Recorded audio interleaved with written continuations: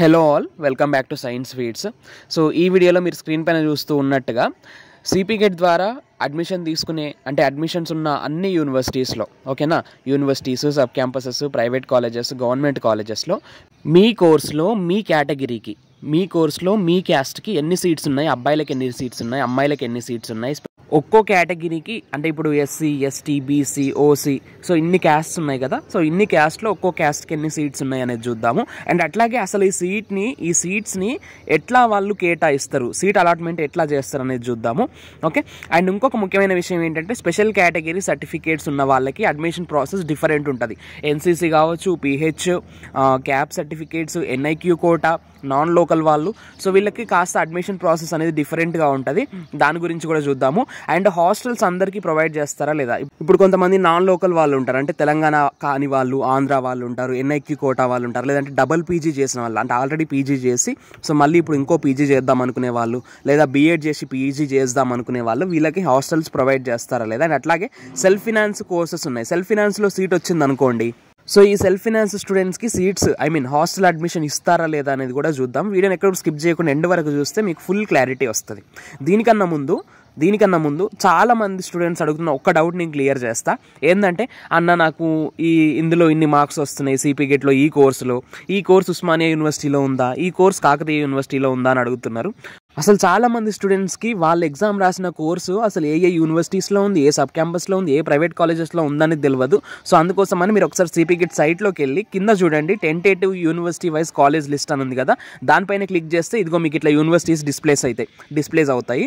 So తెలంగాణలో ఉన్న 8 universities మీకు ఇక్కడ కనిపిస్తాయి. ఏ యూనివర్సిటీ గురించి మీరు తెలుసుకోవాలనుకుంటున్నారు, అంటే ఆ యూనివర్సిటీలో ఎన్ని కాలేజెస్, ఎన్ని ప్రైవేట్ కాలేజెస్, ఎన్ని గవర్నమెంట్ కాలేజెస్ ఉన్నాయి, ఆ కాలేజెస్లో ఎన్ని సీట్స్ ఉన్నాయి, ఓకేనా, రెగ్యులరా, కో ఎడ్యుకేషనా, అది ఏ ఏరియాలో ఉంది, అది ఓయూ క్యాంపసా లేదంటే సబ్ క్యాంపసా, ప్రైవేట్ కాలేజా, గవర్నమెంట్ కాలేజా, ఇవన్నీ తెలుసుకోవాలి అంటే మీరు ఆ యూనివర్సిటీ పైన క్లిక్ చేయండి. ఏ యూనివర్సిటీ కావాలో ఆ యూనివర్సిటీ పైన క్లిక్ చేస్తే ఇదిగో మీకు ఇట్లా లిస్ట్ డిస్ప్లే అవుతుంది, పీడిఎఫ్ డిస్ప్లే అవుతుంది. సో ఇక్కడ మీరు చెక్ చేసుకోవచ్చు ఏ కోర్సు, ఓకేనా, అది యూనివర్సిటీలో ఉందా, సబ్ క్యాంపస్లో ఉందా, ప్రైవేట్ కాలేజెస్, గవర్నమెంట్ కాలేజెస్లో ఉందా, ఉంటే కో ఎడ్యుకేషనా, ఓన్లీ ఫర్ విమెనా, ఎన్ని సీట్స్ ఉన్నాయి, ఆ సీట్ టైప్స్ ఏంటి. సో రెగ్యులర్ సీట్స్ అని ఉంటాయి, సెల్ఫ్ ఫినాన్స్ సీట్స్ అని ఉంటాయి, పేమెంట్ సీట్స్ కూడా ఉంటాయి. సో ఇవన్నీ ఏంటి అనేది నేను మళ్ళీ వీడియో చేస్తా. సో ఎన్ని సీట్స్ ఉన్నాయి, సీట్ టైప్ ఏంటి, ఫీ స్ట్రక్చర్ ఎంత ఉంది. సో ఇక్కడ చూడండి, ఫీ స్ట్రక్చర్ కూడా చూపిస్తుంది. సో మీరు ఉస్మానియా యూనివర్సిటీ గురించి తెలుసుకోవాలనుకుంటే ఉస్మానియా పైన క్లిక్ చేయండి. వేరే ఇంకొక యూనివర్సిటీ గురించి తెలుసుకోవాలనుకుంటే ఆ యూనివర్సిటీ పైన క్లిక్ చేయండి. సో ఇక్కడ చూడండి, ఆ కాలేజ్ లేదా సబ్ క్యాంపస్ ఏ ఏరియాలో ఉందో కూడా చూపిస్తున్నారు. సో ఇంత డీటెయిల్డ్గా ఉంది. నన్ను మళ్ళీ మా కోర్స్ ఎక్కడుంది, ఈ కోర్స్ ఈ యూనివర్సిటీలో ఉందా, ఇట్లా అయితే అడగకండి. మీరు తెలుసుకోండి, నేను చెప్పినట్టు క్లిక్ చేసి చూసుకోండి, మీకు క్లారిటీ వస్తుంది. ఇప్పుడు మనం రూల్ ఆఫ్ రిజర్వేషన్ చూద్దాం. అంటే ఏ కేటగిరీ వాళ్ళకి ఎన్ని సీట్స్ ఉన్నాయనేది చూద్దాం. ఇక్కడ స్క్రీన్ పైన కనిపిస్తుంది కదా మీకు రిజర్వేషన్. సో దీంట్లో మనకు local and first non local candidates గురించి ఇచ్చారు. సో లోకల్ క్యాండిడేట్స్ అంటే ఎవరైతే తెలంగాణ స్టూడెంట్స్ ఉన్నారో, తెలంగాణలో చదువుకున్న వాళ్ళు, సో వాళ్ళు local students. Non local candidates అంటే అదర్ దెన్ తెలంగాణ వాళ్ళు, అంటే ఆంధ్ర స్టూడెంట్స్ అన్నమాట. సో ఈ ఆంధ్ర స్టూడెంట్స్కి 15% సీట్స్, తెలంగాణ వాళ్ళకి 85% సీట్స్. అంటే ఒక కోర్స్లో 100 సీట్స్ ఉంటే అందులో 85 సీట్స్ తెలంగాణ వాళ్ళకి, 15% సీట్స్ అంటే 15 సీట్స్ ఆంధ్ర వాళ్ళకైతే ఇస్తారు. ఇన్ కేసు ఆంధ్ర వాళ్ళు లేకపోతే, నాన్ లోకల్ క్యాండిడేట్స్ లేకపోతే మళ్ళీ లోకల్ క్యాండిడేట్స్తోనే ఆ సీట్స్ అయితే ఫిల్ చేస్తారు. ఓకే. సో ఇప్పుడు రిజర్వేషన్ గురించి చూద్దాం. అంటే క్యాస్ట్ పరమైన రిజర్వేషన్ చూద్దాము. SC, ST and BC communities. So ఇక్కడ ఏంటంటే టోటల్ సీట్స్ ఏవైతే ఉంటాయో వాటిని రిజర్వేషన్ ప్రకారం డివైడ్ చేస్తారన్నమాట. సో ఇక్కడ చూడండి, ఎస్సీ షెడ్యూల్డ్ క్యాస్ట్లో మనకు 15% సీట్స్ అయితే ఇస్తున్నారు. సో ఇంతకుముందు మీకు లిస్ట్లో చూపించిన కదా, ఏ కోర్స్లో ఏ యూనివర్సిటీలో ఎన్ని సీట్స్ ఉన్నాయి, టోటల్ ఇంటేక్ అక్కడ మీకు 60, 40 అని చూపిస్తుంది కదా. సపోజ్ 60 సీట్స్ ఉన్నాయి అనుకోండి, మీరు ఎంఎస్సీ మైక్రోబయాలజీ అనుకుందాం. ఎంఎస్సీ మైక్రోబయాలజీలో 60 సీట్స్ ఉంటే అందులో 15% సీట్స్ ఎస్సీ కేటగిరీకి అలాట్ చేస్తారు. ఓకే. సో ఇప్పుడు 15% సీట్స్ అంటే మీరు పర్సంటేజ్ లెక్కలు తీస్తే ఆ ఉన్న సీట్లోంచి 15% సీట్స్ అంటే ఎన్ని సీట్లు అనేది మీకు క్లారిటీ వస్తుంది. ఓకే. మళ్ళీ షెడ్యూల్డ్ ట్రైబ్ ఎస్టీ వాళ్ళకి 10% సీట్స్. ఓకే. సో ఇందులో ఎట్లా ఉంటుందంటే ఎవరికి కేటాయించిన సీట్లలో, అంటే ఎవరికి ఇచ్చిన పర్సంటేజ్లో, ఎవరికి ఇచ్చిన రిజర్వేషన్లో వాళ్ళనే అలాట్ చేస్తారు. ఇన్ కేస్ ఒకవేళ వాళ్ళు లేరనుకోండి, సపోజ్ ఎస్టీకి ఇక 10% సీట్స్ అని మెన్షన్ చేశారు కదా. సో 10% సీట్స్లో ఎస్టీ క్యాండిడేట్స్ లేరు, ఎలిజిబుల్ క్యాండిడేట్స్ లేరు. అప్పుడు ఎట్లా ఫిల్ చేస్తారు అనేది కూడా చూద్దాం. అంటే మిగిలిన అన్ని కేటగిరీస్లో ఎట్లా ఫిల్ చేస్తారు అనేది చూద్దాం. ఓకే, ఇప్పుడు బ్యాక్వర్డ్ క్లాసెస్. సో బ్యాక్వర్డ్ క్లాసెస్లో మనకు మళ్ళీ 5 గ్రూప్స్ ఉన్నాయి. ABCDE ఇట్లా 5 గ్రూప్స్ ఉన్నాయి కదా. గ్రూప్ ఏకి BCAకి 7% సీట్స్, BCBకి 10%, BCCకి 1%, Dకి 7%, Eకి 4%. సో మొత్తం 29% సీట్స్ అన్నమాట. ఇక్కడ మొత్తం ఇది లెక్కేస్తే బీసీ ఇందులో సబ్ కేటగిరీస్ ఉన్నాయి కదా. సో మొత్తం 29% సీట్స్ అవుట్ ఆఫ్ 100% సీట్స్. అంటే ఒక కోర్సులో 100% సీట్స్లోంచి 29% సీట్స్ బీసీ కేటగిరీ వాళ్ళకి వెళ్ళిపోతున్నాయి. సో ఈ ఈడబ్ల్యూఎస్ ఏదైతే ఉందో ఎకనామికల్లీ వీకర్ సెక్షన్ అన్నమాట. సో ఎవరైతే ఓసీ వాళ్ళు ఉంటారో, ఓసీస్లో కూడా మళ్ళీ మేము నాట్ ఎకనామికల్లీ రిచ్, సో మేము అంత వెల్ సెటిల్డ్ కాదు అని చెప్పేసి ఒక సర్టిఫికేట్ ఉంటుంది. ఎకనామికల్లీ వీకర్ సెక్షన్ అని ఒక సర్టిఫికేట్ ఉంటుంది. ఆ సర్టిఫికేట్ తెచ్చుకున్నారనుకోండి, ఆ సర్టిఫికేట్ ఉన్న వాళ్ళకి కాస్త తక్కువ మార్క్స్ ఉన్నా when compare to normal OC. So just OC క్యాండిడేట్కి అండ్ ఓసీ విత్ ఈడబ్ల్యూఎస్ క్యాండిడేట్కి చాలా డిఫరెన్స్ ఉంటుంది. ఓసీ క్యాండిడేట్కి 60+ మార్క్స్ వస్తే ఉస్మానియా యూనివర్సిటీలో సీట్ వస్తుంది, అంటే ఓసీ వితౌట్ ఈడబ్ల్యూఎస్ సర్టిఫికేట్. అదే ఒక ఓసీ క్యాండిడేట్కి విత్ ఈడబ్ల్యూఎస్ ఉందనుకోండి, 40+ మార్క్స్ వస్తే సరిపోతుంది. సో ఇట్లా 20 మార్క్స్ డిఫరెన్స్ అయితే ఉంటుంది. సో అది సర్టిఫికేట్కి ఉన్న వాల్యూ. ఇక్కడ చూడండి, నేను చూపిస్తున్నాను చూడండి. ఇప్పుడు మనం అనుకున్నట్టుగా ఒక కేటగిరీలో ఎలిజిబుల్ క్యాండిడేట్స్ లేరు, మరి ఆ సీట్స్ ఎవరికి ఇస్తారు అనేది చూద్దాం. ఇక్కడ చూడండి, fifth point while filling up the seats reserved for BC classes, seats reserved for BC classes, if qualified candidates belong to BC class of a particular group are not available, the leftover seats can be adjusted for the candidates of next group. So ఇప్పుడు BCAకి 7% seats అక్కడ mention చేశారు కదా. So ఆ 7% సీట్స్లో okay, ఆ 7% seats ఉన్నాయి అక్కడ. Suppose ఆ 7% seats అంటే ఒక 10 సీట్స్ అనుకుందాం. 10 సీట్స్ అయితే అక్కడ ఉన్నాయి ఒక కోర్స్లో, కానీ 10 ఎలిజిబుల్ క్యాండిడేట్స్ లేరు అక్కడ. BCA గ్రూప్లోంచి 10 ఎలిజిబుల్ క్యాండిడేట్స్ లేరు, జస్ట్ ఒక 5 మెంబర్సే ఉన్నారు. సో ఇక్కడ ఇంకా మిగిలిన 5 సీట్స్ ఎవరికి ఇస్తారు అంటే, BCB ఉంది కదా నెక్స్ట్ గ్రూపు, దాని కింద గ్రూప్ ఏదైతే ఉందో సబ్ గ్రూపు, BCAలో ఎలిజిబుల్ క్యాండిడేట్స్ లేనప్పుడు, అంటే సీట్స్ ఉన్నాయి కానీ ఎలిజిబుల్ క్యాండిడేట్స్ లేరు, అప్పుడు వెంటనే ఏం చేస్తారు, ఆ మిగిలిన సీట్స్ ఏవైతే ఉన్నాయో దాన్ని BCBకి ట్రాన్స్ఫర్ చేస్తారు. సో అప్పుడు BCB వాళ్ళతోని ఆ మిగిలిన సీట్స్ ఫిల్ చేస్తారు. అప్పుడు BCBలో కూడా నెంబర్ ఆఫ్ సీట్స్ పెరుగుతాయి కదా. BCBలో నెంబర్ ఆఫ్ సీట్స్ పెరిగినాయి, కానీ దానికి ఎలిజిబుల్ క్యాండిడేట్స్ లేరు. అప్పుడు ఏం చేస్తారు, మళ్ళీ ఆ BCBలో ఫిల్ చేసిన తర్వాత కొన్ని సీట్స్ మిగులుతాయి కదా. సో ఆ మిగిలిన సీట్స్ని మళ్ళీ BCCలో ఎలిజిబుల్ క్యాండిడేట్స్ లేకపోతే BCDకి. సో అట్లా ఎలిజిబుల్ క్యాండిడేట్స్ లేనప్పుడు కిందికి ఆ మిగిలిన సీట్స్ కింద ఉన్న గ్రూప్ ఏదైతే ఉంటుందో ఆ గ్రూప్కి ట్రాన్స్ఫర్ అయితే చేస్తారు. ఈవెన్ SC/STలో కూడా అంతే ఉంటుంది. సో ఒకసారి మీరు ఇక్కడ 6th పాయింట్ చూడండి. If sufficient number of candidates are not available to fill up the seats reserved for SC candidates, they will be filled up by suitable candidates from ST and vice versa. So ఇప్పుడు SC క్యాండిడేట్స్కి సంబంధించిన seats fill చేస్తున్నప్పుడు, so అక్కడ eligible candidates లేరు, suitable candidates లేరు, seats ఉన్నాయి but అన్ని సీట్స్కి సరిపడే క్యాండిడేట్స్ తక్కువ ఉన్నారు. సో సీట్స్ మంచిగానే ఉన్నాయి బట్ క్యాండిడేట్స్ తక్కువ ఉన్నారు. అప్పుడు ఏం చేస్తారు, సో STస్తో ఫిల్ చేయంగా ఇంకా మిగిలిన సీట్స్ కింద ఉన్న ST కేటగిరీలోకి వాళ్ళు ఆ సీట్స్ని ట్రాన్స్ఫర్ చేసి ఎన్ని సీట్స్ అయితే ఉన్నాయో అన్ని సీట్స్ మళ్ళీ ST క్యాండిడేట్స్తో ఫిల్ చేస్తారు. సేమ్ రివర్స్ మళ్ళీ.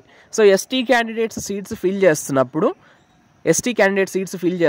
ఎలిజిబుల్ క్యాండిడేట్స్ లేరు, అప్పుడు SC క్యాండిడేట్స్తో ఫిల్ చేస్తారు. వైస్ వర్సా, SCలో లేకపోతే STకి ట్రాన్స్ఫర్ చేస్తారు, అదే STలో లేకపోతే SC వాళ్ళతో ఫిల్ చేసేస్తారు. ఫర్ సపోజ్ SCలో STలో ఈ 2 కేటగిరీస్లో ఎలిజిబుల్ క్యాండిడేట్స్ లేరు. ఈ 2 కేటగిరీస్లో ఎలిజిబుల్ క్యాండిడేట్స్ లేకపోతే ఆ మిగిలిన సీట్స్ ఏవైతే ఉంటాయో వాటిని జనరల్ కేటగిరీలోకి ట్రాన్స్ఫర్ చేసి, సో జనరల్ కేటగిరీ వాళ్ళతో జనరల్ సీట్స్లో ఫిల్ చేసేస్తారు వాటిని ఇంకా. సో ఇప్పుడు విమెన్ రిజర్వేషన్ చూద్దాము. ఇక్కడే అసలైన పెద్ద ట్విస్ట్ ఉంటుంది. ఏంటంటే, సో ఇప్పుడు మనకు ఇక్కడ 33% సీట్స్, మినిమమ్ ఆఫ్ 33.33% సీట్స్ విమెన్కి అలాట్ చేస్తారు. సపోజ్ ఇప్పుడు ఉస్మానియా యూనివర్సిటీలో ఒక కోర్సులో 100 సీట్స్ ఉన్నాయి అనుకుందాం. ఈ 100 సీట్స్లో ఫస్ట్ 33.33% సీట్స్ ఓకేనా. 33.33% సీట్స్ పక్కన పెట్టేస్తారు, ఎందుకంటే అవి ఓన్లీ ఫర్ విమెన్. సో ఇప్పుడు అందులో ఆ విమెన్లో మళ్ళీ 33.33%లో ఒక్కో category open, SC, ST, BC అన్ని కేటగిరీస్కి వాళ్ళ రిజర్వేషన్ ప్రకారం మళ్ళీ సీట్స్ అలాట్ చేస్తారు. ఓన్లీ విమెన్కే ఇస్తారు 33.33% సీట్స్ ఏవైతే ఉన్నాయో. అండ్ ఈ 33.33% సీట్స్ పోగా ఇంకా మిగిలిన పర్సంటేజ్ ఉంటుంది కదా, 100%లో 33.33% సీట్స్ విమెన్కి. ఓకే, అందులో మళ్ళీ కేటగిరీ వైజ్ విమెన్కే ఇచ్చేస్తారు.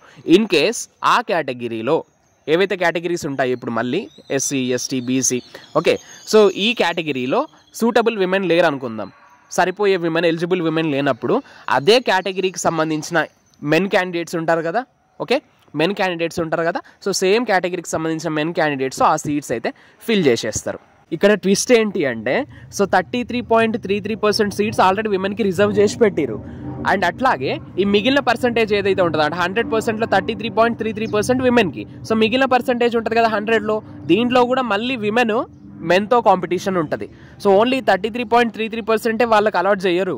ఇది ఫిల్ అయినాక కూడా మళ్ళీ ఇప్పుడు జనరల్గా అంటే నార్మల్గా అమ్మాయిల కాంపిటీషన్ ఉంటుంది కదా, సో మిగిలిన పర్సంటేజ్ ఏదైతే ఉంటుందో దాంట్లో కూడా మళ్ళీ మెన్ ఇద్దరు కాంపిటీషన్ ఉంటుంది. సో అందుకే మీరు పీజీలో చూడండి, ఏ యూనివర్సిటీలోకి పోయినా ఎక్కువ మంది, ఒక యూనివర్సిటీలో ఒక కోర్సులో 60 సీట్స్ ఉంటాయి. సపోజ్ మా క్లాస్ పరిస్థితి నేను చెప్తున్నా. సో మా కోర్సులో ఎంఎస్సీ జువాలజీలో ఉస్మానియా యూనివర్సిటీలో 60 సీట్స్ ఉన్నాయి. అందులో 50 మెంబర్స్ గర్ల్సే ఉన్నారు. 50 మెంబర్స్ గర్ల్స్, జస్ట్ 10 మెంబర్సే బాయ్స్. ఎందుకు అంటే ఇక్కడ 33.33% వాళ్ళకి సపరేట్ ఇచ్చేసారు. ఓకే, అండ్ అట్లాగే ఈ మిగిలిన పర్సంటేజ్లో అంటే 100%లో మిగిలిన పర్సంటేజ్లో ఓన్లీ బాయ్స్కే ఇవ్వరు కదా ఆ మిగిలిన పర్సంటేజ్. మళ్ళీ దాంట్లో కూడా అమ్మాయిలకు సీట్స్ ఉంటాయి, మళ్ళీ దాంట్లో కూడా నార్మల్గా అమ్మాయిలకి అబ్బాయిలకి ఇద్దరికి కలిపి సీట్స్ ఉంటాయి. సో ఇట్లా అమ్మాయిలే ఎక్కువ ఉంటారు పీజీలో. అండ్ ఇప్పుడు మనం స్పెషల్ కేటగిరీ సీట్స్ చూద్దాం. స్పెషల్ కేటగిరీ అంటే NCC, widow and cap, children of armed personal, and అట్లాగే మనకు పీహెచ్ క్యాండిడేట్స్, ఎన్ఐక్యూ కోటా, వీళ్ళంతా కూడా స్పెషల్ కేటగిరీ కిందకు వచ్చేస్తారు. సో వీళ్ళకి ఎన్నెన్ని సీట్స్ ఉంటాయి అనేది చూద్దాం. సో ఇప్పుడు ఫస్ట్ ఎన్సీసీ ఏదైతే ఉంటుందో ప్రతి డిపార్ట్మెంట్కి ఒక సీట్ ఉంటుంది. ఇప్పుడు మైక్రోబయాలజీ, అంటే ఒక యూనివర్సిటీలో 10 డిపార్ట్మెంట్స్ ఉన్నాయి అనుకుంటే, so zoology, microbiology, physics, chemistry, MA history, chemistry ఇట్లా ఉంటాయి కదా. సో ఒక్కో డిపార్ట్మెంట్లో ఒక ఎన్సీసీ సీట్ అయితే ఉంటుంది. ఒక్కో డిపార్ట్మెంట్కి ఒక్క ఎన్సీసీ సీటే ఉంటుంది. అంటే ఇప్పుడు ఎన్సీసీ క్యాండిడేట్స్ ఎంతమంది అప్లై చేసినా కూడా ఓన్లీ ఒకరికి మాత్రమే, ఒక ఎన్సీసీ స్టూడెంట్కి మాత్రమే ఆ డిపార్ట్మెంట్లో సీట్ అయితే వస్తుంది. ఓకే, ఇక్కడ చూడండి, 1 seat for NCC candidates for every block of 30 seats taking the subjects or course of students as 1 unit for campus. అర్థమైంది కదా. Next widow. So widow or children of armed personnel, so వీళ్ళకి కూడా ఒక seat ఉంటుంది డిపార్ట్మెంట్కి, ఒక డిపార్ట్మెంట్లో ఒక సీట్ ఉంటుంది. Next persons with bench mark disability. So pH candidates ఎవరైతే ఉన్నారో, సో పీహెచ్ క్యాండిడేట్స్ కూడా ఒక డిపార్ట్మెంట్లో ఒకటే సీట్ ఉంటుంది, సో ఇక్కడ వీళ్ళకు ఈ పీహెచ్, విడో అండ్ అట్లాగే ఎన్సీసీ ఏదైతే ఉందో వీళ్ళ సర్టిఫికేట్ వెరిఫికేషన్ డిఫరెంట్గా ఉంటుంది. అంటే అడ్మిషన్ ప్రాసెస్ కాస్త డిఫరెంట్గా ఉంటుంది. ఎట్లా అంటే ఇప్పుడు మనం ఫస్ట్ ఆన్లైన్ సర్టిఫికేట్ వెరిఫికేషన్ చేసుకుంటాం కదా.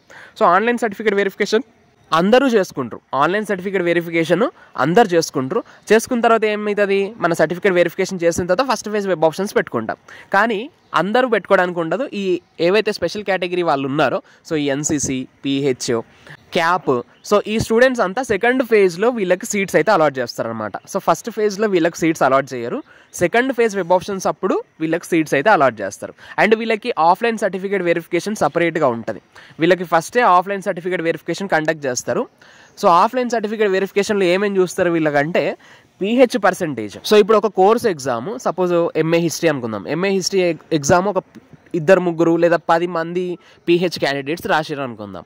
సో 10 మంది పీహెచ్ క్యాండిడేట్స్కి ఒక డిపార్ట్మెంట్లో సీట్ ఇవ్వలేరు కదా. ఇప్పుడు ఏం చేస్తారంటే మెడికల్ ఎగ్జామినేషన్ చేస్తారు. అంటే ఆఫ్లైన్ సర్టిఫికేట్ వెరిఫికేషన్, మీరు సదర్న్ సర్టిఫికేట్ ఉంటుంది కదా, సో ఈ సదర్న్ సర్టిఫికేట్ ఏదైతే ఉంటుందో దాన్ని పట్టుకొని ఉస్మానియా యూనివర్సిటీకి రావాలి, అన్ని సర్టిఫికేట్స్ ప్లస్ ఈ సదర్న్ సర్టిఫికేట్. సో పట్టుకొని వచ్చినప్పుడు అక్కడ మెడికల్ ఆఫీసర్స్ ఉంటారు, వాళ్ళు వెరిఫికేషన్ చేస్తారు.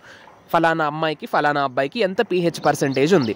నీకు ఎంఏ హిస్టరీలో 60 మార్క్స్ వచ్చి ఇంకో స్టూడెంట్కి ఎంఏ హిస్టరీలో 30 మార్క్స్ వచ్చినా కూడా, సో 30 మార్క్స్ వచ్చిన స్టూడెంట్కి పీహెచ్ పర్సంటేజ్ ఎక్కువ ఉందనుకోండి సదర్న్ సర్టిఫికేట్లో, సో పీహెచ్ పర్సంటేజ్ని బేస్ చేసుకొని సీట్ ఇస్తారు. సో ఎవరికైతే పీహెచ్ పర్సంటేజ్ ఎక్కువ ఉంటుందో వాళ్ళకి సీట్ అలాట్ చేస్తారు ఆ డిపార్ట్మెంట్లో.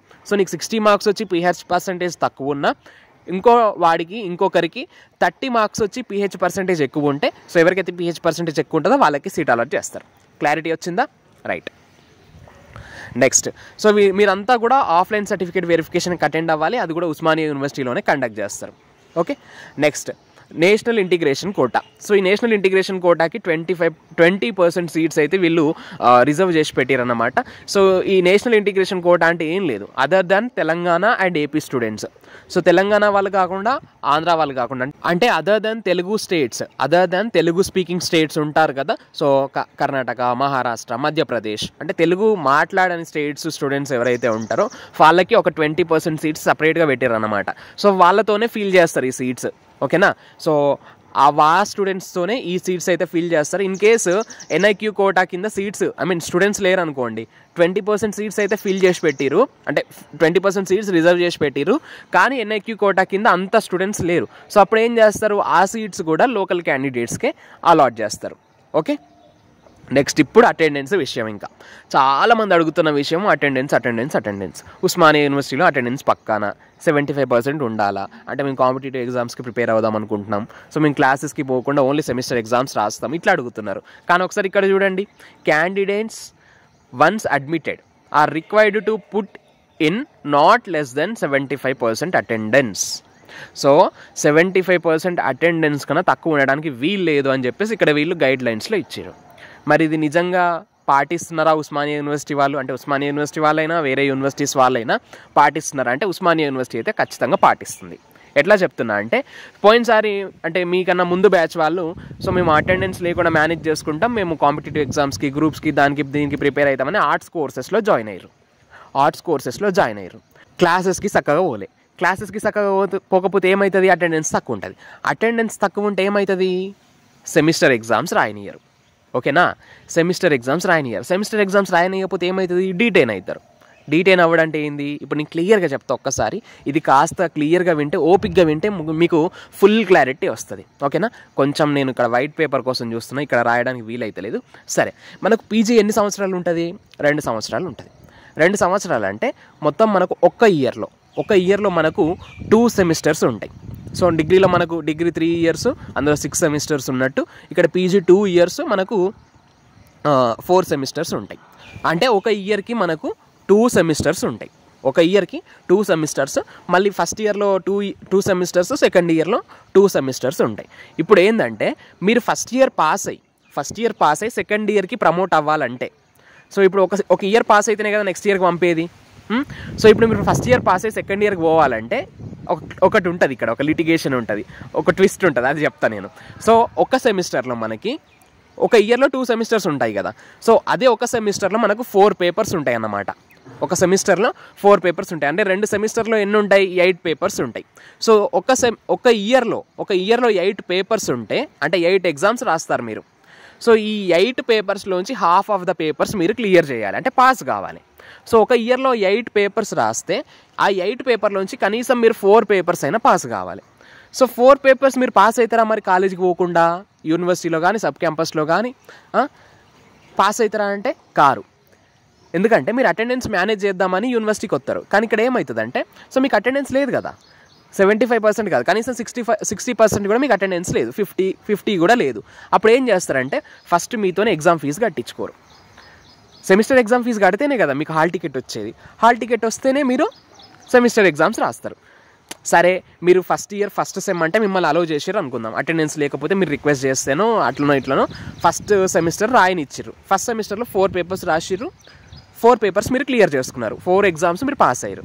ఇప్పుడు సెకండ్ ఇయర్ ఏమవుతుంది, ఫస్ట్ ఇయర్ మమ్మల్ని అలౌ చేసారు కదా అని మీరు ఏం చేస్తారు, సెకండ్ ఇయర్ కూడా అటెండెన్స్కి అంటే క్లాసెస్కి పోరు. సో ఇప్పుడు ఏమవుతుంది, ఫ్యాకల్టీ మీకు అటెండెన్స్ లేదు కాబట్టి మిమ్మల్ని semester exam fee, second sem exam fee కట్టనియ్యారు. సో ఎగ్జామ్ ఫీజు కట్టలేదు కాబట్టి మీకు హాల్ టికెట్ రాదు.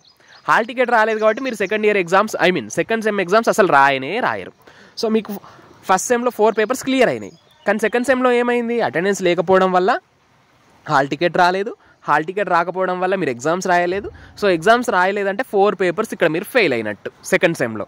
సో మరి 8 పేపర్స్లో హాఫ్ ఆఫ్ ద పేపర్స్ మీరు క్లియర్ చేసిర్రా, 4 పేపర్స్ ఫస్ట్ సెమ్లో క్లియర్ చేసిర్రు. కానీ పొరపాటున ఫస్ట్ సెమ్లో 4 పేపర్స్ కాకుండా జస్ట్ 3 పేపర్సే పాస్ అయ్యారు. మరి సెకండ్ సెమ్లో మీరు 4 ఎగ్జామ్స్ రాయలేదు. సో ఇప్పుడు half of the papers clear అయినాయా? కాలేదు. ఫస్ట్ సెమ్లో ఒక బ్యాక్లాగ్ ఉంది, సెకండ్ సెమ్ మొత్తమే రాయనీయలేదు. సో ఇప్పుడు ఏమవుతుంది? సో మీరు ఫస్ట్ ఇయర్ పాస్ అయినట్టు కాదు. మీరు మళ్ళీ నెక్స్ట్ ఇయర్ కూడా ఫస్ట్ ఇయరే చదవాలి. నెక్స్ట్ ఇయర్ మేము సెకండ్ ఇయర్కి ప్రమోట్ చేయరు మిమ్మల్ని, half of the papers clear కాలే కదా. సో నెక్స్ట్ ఇయర్ మిమ్మల్ని సెకండ్ ఇయర్కి ప్రమోట్ అయితే చేయరు. మళ్ళీ వచ్చే సంవత్సరం కూడా అంటే మీ classmates next year second year చదివితే మీరు మాత్రం మళ్ళీ ఫస్ట్ ఇయరే చదవాలి. సో ఇట్లా ఉన్నది ఉస్మానియా యూనివర్సిటీలో ప్రస్తుతం పరిస్థితి. అది ఆర్ట్స్ కోర్సెస్ అయినా, సైన్స్ కోర్సెస్ అయినా, ఎంకామ్ అయినా, ఇంకేదైనా సరే, ఓకేనా. సో అటెండెన్స్ ఎంతో కొంత కనీసం 50% అటెండెన్స్ మేనేజ్ చేస్తాం అనుకునే వాళ్ళే రండి. సో 50% మేము మేనేజ్ చేయలేము, ఓకేనా అనుకునే వాళ్ళు వేరే ఏదైనా సబ్ క్యాంపస్ లేదా ప్రైవేట్ కాలేజెస్, గవర్నమెంట్ కాలేజెస్ చూసుకోండి. నెక్స్ట్, ఇది స్ట్రిక్ట్ అబ్బా, నేను ఏదో ఊరికే మాట వరుసకు చెప్పట్లేదు. Next, hostel accommodation. సో ఇప్పుడు మీరు హాస్టల్ అయితే అలాట్ చేయాలి మళ్ళీ మీకు. సో మీకు సబ్ క్యాంపస్లో సీట్ ఇచ్చినా, మెయిన్ క్యాంపస్లో సీట్ ఇచ్చినా, అది ఉస్మానియా యూనివర్సిటీ అయినా వేరే యూనివర్సిటీస్ అయినా మీకు హాస్టల్ సీట్ అయితే ఇవ్వాలి. సో ఇక్కడ హాస్టల్ సీట్స్ మరి అందరికి ఇస్తారా అంటే, రెగ్యులర్ సీట్ వచ్చిన వాళ్ళకైతే పక్కాగా హాస్టల్ సీట్ ఇస్తారు. రెగ్యులర్ సీట్ అంటే తెలుసు కదా. సో ఫీ స్ట్రక్చర్ చాలా తక్కువ ఉంటుంది. జస్ట్ సంవత్సరానికి ఒక 1000-2000 రూపాయలు కట్టుకుంటాం కోర్సు ఫీజు. అదే సెల్ఫ్ ఫినాన్స్ అయింది అనుకోండి, ఒక 5000 నుంచి 15000, 20000 దాకా మీరు మళ్ళీ కాలేజీలో ఫీ అయితే పే చేయాల్సి ఉంటుంది, అది కూడా కోర్సు ఫీజు. సో ఇది రెగ్యులర్కి సెల్ఫ్ ఫినాన్స్కి ఉన్న తేడా. అయితే ఇక్కడ వీళ్ళు క్లియర్గా మెన్షన్ చేసే చూడండి, hostel facility is not available to the candidates admitted in the self finance are payment courses. So self finance కానీ పేమెంట్ కోర్సెస్లో సీట్ వచ్చిన స్టూడెంట్స్కి మేము హాస్టల్ ఇవ్వము అని చెప్పేసి ఇక్కడ గైడ్ లైన్స్లో వీళ్ళు మెన్షన్ చేశారు. అంటే ఇక్కడ మనం ఓన్లీ ఉస్మానియా యూనివర్సిటీ గురించి మాట్లాడుకుంటలేము, అన్ని యూనివర్సిటీస్, తెలంగాణలో ఉన్న అన్ని యూనివర్సిటీస్ సబ్ క్యాంపసెస్ గురించి మాట్లాడుకుంటున్నాం ఇక్కడ. సో ఇక్కడ ఒకసారి వీళ్ళు చూడండి, రైట్. సో పీజీ కోర్సెస్లో సెల్ఫ్ ఫినాన్స్, పేమెంట్ కోర్సెస్లో అడ్మిషన్ తీసుకున్న వాళ్ళు అండ్ అట్లాగే NIQ సీట్స్. సో చెప్పుకున్నాం కదా, other than Telugu states, other than Telugu speaking students, వీళ్ళకి కూడా మేము హాస్టల్ ప్రొవైడ్ చేయమని చెప్తున్నారు. Also hostel facility will not be provided to those who have already pursued any PG course. అంటే ఆల్రెడీ పీజీ చేసి మళ్ళీ ఇంకో పీజీ చేద్దామని, అంటే డబుల్ పీజీ అంటారు కదా. సో ఇట్లా డబుల్ పీజీ చేద్దాం అనుకునే వాళ్ళకి కూడా డబుల్ పీజీ చేసే వాళ్ళకి హాస్టల్ అయితే ప్రొవైడ్ చేయరు. అయితే ఇక్కడ ఇంకో విషయం ఏంటంటే, ఇప్పుడు self finance courses, payment courses and NIQ quota కింద సీట్స్ వచ్చిన వీళ్ళకి హాస్టల్ ఇవ్వరంటే ఇస్తారు. వీళ్ళకి హాస్టల్ ఇస్తారు, కాకపోతే కాస్త లేట్గా ఇస్తారు. ఫస్ట్ రెగ్యులర్ వాళ్ళకి ఇచ్చిన తర్వాత, రెగ్యులర్ వాళ్ళకి వచ్చి సీట్స్, హాస్టల్ సీట్స్ ఇచ్చిన తర్వాత, సో అప్పుడు సెల్ఫ్ ఫినాన్స్ వాళ్ళకి, ఆ తర్వాత NIQ వాళ్ళకి ఇస్తారు. అంతేగాని రెగ్యులర్ వాళ్ళతో పాటు సెల్ఫ్ ఫినాన్స్ వాళ్ళకి వెంటనే సీట్స్ అయితే ఇయ్యారు. కాస్త రెగ్యులర్ వాళ్ళకి సీట్స్ వచ్చేసరికి కాస్త టైం పడుతుంది, ఓకేనా. అండ్ ఇంకొకటి, హాస్టల్ ఫీజు కూడా కట్టుకోవాల్సి ఉంటుంది మనం. అది ఉస్మానియా యూనివర్సిటీ అయినా, కాకతీయ యూనివర్సిటీ అయినా, శాతవాహన యూనివర్సిటీ అయినా, ఏ యూనివర్సిటీ అయినా హాస్టల్కి ఫీజు కట్టుకోవాలి. హాస్టల్ ఏం ఫ్రీ కాదు. సో హాస్టల్కి డిపాజిట్ ఉంటుంది. సో ఇప్పుడు మీకు ముందు ప్రాసెస్ ఉంటుంది ఇంకా. సో రేపు మీరు సీట్ వెబ్ ఆప్షన్స్ పెట్టుకుని, అంటే క్యాంపస్ సీట్కి వెబ్ ఆప్షన్స్ పెట్టుకుని తర్వాత సీట్ వచ్చిన తర్వాత, అది మెయిన్ క్యాంపస్ కావచ్చు, సబ్ క్యాంపస్ కావచ్చు, ఎక్కడైనా మీకు సీట్ వచ్చిన తర్వాత మళ్ళీ హాస్టల్కి అప్లికేషన్ సపరేట్ ఉంటుంది, సపరేట్ ప్రాసెస్ ఉంటుంది. దానికి కూడా నేను వీడియోస్ చేస్తా. అండ్ అట్లాగే ఎవరికైతే గవర్నమెంట్ కాలేజెస్, ప్రైవేట్ కాలేజెస్లో సీట్ వస్తాయో, సో మీకైతే వాళ్ళు హాస్టల్స్ ప్రొవైడ్ చేయలేకపోవచ్చు. కాకపోతే మీకు సరౌండింగ్ ఏరియాస్లో మీ కాలేజెస్ చుట్టుపక్కల గవర్నమెంట్ హాస్టల్స్ ఉంటాయి. కమ్యూనిటీ హాస్టల్స్ అంటారు అనమాట. బీసీ హాస్టల్స్, ఎస్సీ హాస్టల్స్, ఇట్లా కమ్యూనిటీ హాస్టల్స్ ఉంటాయి. సో మీరు ఈ కమ్యూనిటీ హాస్టల్స్లో అప్లికేషన్ చేసుకొని, అంటే దానికి కూడా అడ్మిషన్ తీసుకోవాలి. సో ఫ్రీ ఆఫ్ కాస్ట్, మీ దగ్గర నుంచి ఎట్లాంటి ఛార్జెస్ కానీ, హాస్టల్ ఫీజు కానీ, ఫుడ్కి అమౌంట్ కానీ అట్లాంటి ఏం తీసుకోరు. ఇన్ కేస్ నేను ఇదంతా ఎందుకు చెప్తున్నానంటే, రేపు మీరు ఉస్మానియా యూనివర్సిటీలో సీట్ వస్తుందని అనుకోవచ్చు, సబ్ క్యాంపస్లో వస్తుందని మీరు ఎక్స్పెక్ట్ చేయొచ్చు. కానీ రెండు కాకుండా ఒక గవర్నమెంట్ కాలేజీలో వచ్చిందనుకోండి, మీరు ఎక్కడో కరీంనగర్లో, అంటే మీ లోకల్ ఏరియాలో ఉంటూ, సో మళ్ళీ మీరు ఇక్కడ హైదరాబాద్లో ఉన్న గవర్నమెంట్ కాలేజెస్లో, అంటే అక్కడికి ఇక్కడికి అప్ అండ్ డౌన్ చేయలేరు కదా. సో దాని చుట్టుపక్కల ఉన్న ప్రైవేట్ కాలేజెస్, గవర్నమెంట్ వాటి చుట్టూ మనకి కమ్యూనిటీ హాస్టల్స్ ఉంటాయి. ఎవరికైతే ఈ పాస్ స్కాలర్షిప్ వస్తుందో, సో ఇన్కమ్ సర్టిఫికేట్ ఉండి స్కాలర్షిప్ ఎవరెవరికైతే వస్తుందో, సో వాళ్ళందరికీ కూడా ఈ కమ్యూనిటీ హాస్టల్స్లో అడ్మిషన్స్ అయితే ఇస్తారన్నమాట. సో మీరు ఆన్లైన్ అప్లికేషన్ ఉంటుంది దానికి కూడా. సో అప్పటికి నేను దానికి సంబంధించిన అప్లికేషన్ ప్రాసెస్ కూడా చేస్తా, అడ్మిషన్ ఎట్లా తీసుకోవాలి, ఏ డాక్యుమెంట్స్ కావాలనేది. రైట్, ఇదన్నమాట ఓవరాల్గా విషయం. అయితే మనం ఈ వీడియోలో చాలా విషయాలు డిస్కస్ చేసినాం. థంబ్నెయిల్లో జస్ట్ నేను రూల్ ఆఫ్ రిజర్వేషన్ అని, ఏ కేటగిరీకి ఎన్ని సీట్స్ ఉంటాయి, యూనివర్సిటీలో ఎన్ని సీట్స్ ఉంటాయి అని మాత్రమే నేను మెన్షన్ చేసినా. కానీ ఇందులో హాస్టల్ అకామిడేషన్, క్లారిఫికేషన్. అటెండెన్స్ పరిస్థితి ఏంటి, ఉస్మానియా యూనివర్సిటీలో అటెండెన్స్ పక్కాగా ఉండాలా లేకపోతే పరిస్థితి ఏంటి అనేది నేను క్లియర్గా చెప్పిన. అండ్ ఇంతకుముందు నేను డీటెయిన్ చేస్తానని చెప్పిన కదా, సో డీటెయిన్ చేస్తానని నేనేమో ఊరికే చెప్పలేదు. నేను లైవ్లో చూసిన ఎంతోమంది స్టూడెంట్స్ని, ఆర్ట్స్ స్టూడెంట్స్ని, సైన్స్ స్టూడెంట్స్ని డీటెయిన్ చేసి వదిలేసారు. వాళ్ళకి ఇప్పుడు ఏం చేయాలో అర్థం కాక మళ్ళీ ఇప్పుడు ఫస్ట్ ఇయర్ చదువుతున్నారు. ఓకేనా.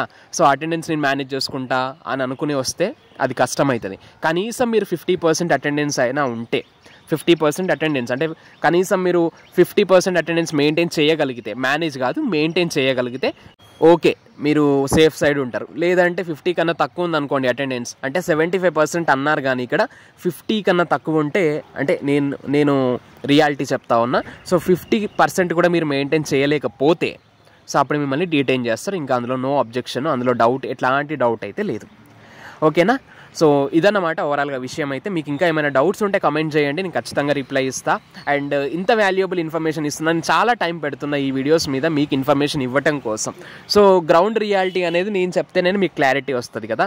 సో గ్రౌండ్ రియాలిటీ నేను చెప్తే మీకు క్లారిటీ వస్తుంది. అండ్ నేను చాలా టైం ఇన్వెస్ట్ చేస్తాను. మీకు వీడియో చూస్తే జస్ట్ 25 minutes 30 minutes కనిపిస్తుంది, కానీ నేను ఇక్కడ వాయిస్ రికార్డ్ చేసి ఎడిట్ చేసి అప్లోడ్ చేసి నాకు 2 hours టైం తీసుకుంటుంది. జస్ట్ ఇక్కడ 20 minutes 30 minutes వీడియోకి నాకు 2 hours టైం పడుతుందండి. సో రైట్, మీకు వీడియో నచ్చితే లైక్ చేయండి. లైక్ చేసిన బట్టి కింద కమెంట్ సెక్షన్లో హైప్ ఆప్షన్ వస్తుంది, హైప్ క్లిక్ చేయండి. మీలాగా ఎంతోమంది స్టూడెంట్స్కి ఈ వీడియో రీచ్ అవుతుంది. సో వాళ్ళకి కూడా హెల్ప్ అవుతుంది. సో మీరు ఇంకా సబ్స్క్రైబ్ చేసుకోకుండా మన ఛానల్ని చూస్తున్నట్లయితే సబ్స్క్రైబ్ చేసుకోండి.